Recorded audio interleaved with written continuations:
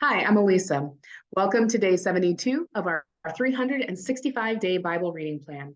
Today's reading is titled Samson and Delilah. We'll be reading Judges chapter 16, verses 1 through 21 in the New Living Translation. One day, Samson went to the Philistine town of Gaza and spent the night with a prostitute. Word soon spread that Samson was there, so the men of Gaza gathered together and waited all night at the town gates. They kept quiet during the night, saying to themselves, "When the light of morning comes, we will kill him."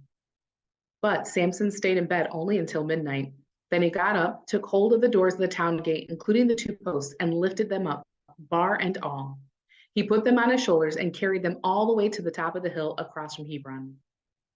Sometime later, Samson fell in love with a woman named Delilah, who lived in the valley of Sorek.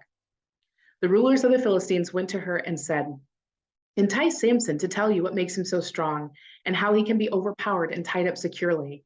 Then each of us will give you 1,100 pieces of silver." So Delilah said to Samson, "Please tell me what makes you so strong and what it would take to tie you up securely." Samson replied, "If I were tied up with 7 new bowstrings that have not yet been dried, I would become as weak as anyone else." So the Philistine rulers brought Delilah 7 new bowstrings, and she tied Samson up with them. She had hidden some men in one of the inner rooms of her house, and she cried out, "Samson, the Philistines have come to capture you." But Samson snapped the bowstrings as a piece of string snaps when it is burned by fire. So the secret of his strength was not discovered. Afterward, Delilah said to him, "You've been making fun of me and telling me lies. Now please tell me how you can be tied up securely." Samson replied, "If I were tied up with brand new ropes that had never been used, I would become as weak as anyone else." So Delilah took new ropes and tied him up with them. The men were hiding in the inner room as before. And again, Delilah cried out, "Samson, the Philistines have come to capture you." But again, Samson snapped the ropes from his arms as if they were thread. Then Delilah said, "You've been making fun of me and telling me lies. Now tell me how you can be tied up securely." Samson replied, "If you were to weave the 7 braids of my hair into the fabric on your loom and tighten it with the loom shuttle, I would become as weak as anyone else." So while he slept, Delilah wove the 7 braids of his hair into the fabric. Then she tightened it with the loom shuttle. Again, she cried out, "Samson, the Philistines have come to capture you." But Samson woke up, pulled back the loom shuttle, and yanked his hair away from the loom and the fabric. Then Delilah pouted, "How can you tell me I love you when you don't share your secrets with me? You've made fun of me 3 times now, and you still haven't told me what makes you so strong."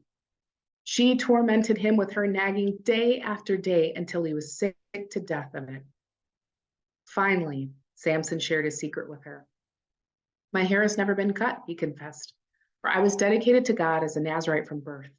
If my head were shaved, my strength would leave me, and I would become as weak as anyone else." Delilah realized he had finally told her the truth, so she sent for the Philistine rulers. "Come back one more time," she said, "for he has finally told me his secret." So the Philistine rulers returned with the money in their hands. Delilah lulled Samson to sleep with his head in her lap, and then she called in a man to shave off the 7 locks of his hair. In this way, she began to bring him down, and his strength left him. Then she cried out, "Samson, the Philistines have come to capture you." When he woke up, he thought, "I will do as before and shake myself free." But he didn't realize the Lord had left him. So the Philistines captured him and gouged out his eyes. They took him to Gaza, where he was bound with bronze chains and forced to grind grain in the prison. Thanks for joining us for today's reading. And remember, everyone has an invitation to sit at Jesus' table. We hope you'll find your story and purpose in God's story.